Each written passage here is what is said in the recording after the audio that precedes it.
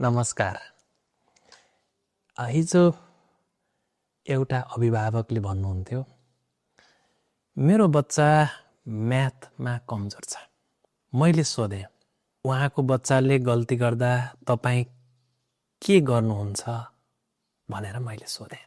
उहाँले भन्नुभयो, कराउँछु किनकि उसले ध्यानै दिँदैन। तर साँच्चै कुरा के हो थाहा छ? बच्चा कमजोर भएर गल्ती गर्दैनन्, उसले नबुझेको भएर गल्ती गर्छ। होमवर्क गर्दा हामी भन्छौँ कतै पटक बिगारेको, यति पनि आउँदैन, प्र्याक्टिस गर न।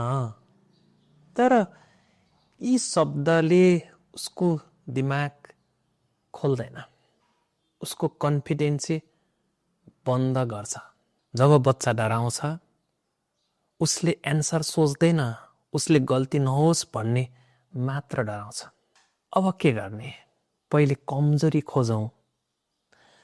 अन्डरस्ट्यान्डिङमा समस्या छ कि, कन्सेप्ट क्लियर छैन कि, क्वेसन बुझ्न सकेको छैन कि, यो रुट कज नखोजी कराउनु प्रब्लम सावधान होइन। अब गल्ती गर्छ, कराउने होइन, सोध्नुहोस् यो स्टेपमा के भयो हेर त, तिमीले कसरी सोच्यौ?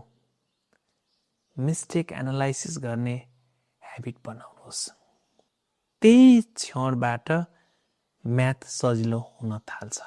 याद राख्नुहोस्, म्याथ इम्प्रुभमेन्ट फर्मुलाबाट होइन, कन्फिडेन्सीबाट सुरु हुन्छ।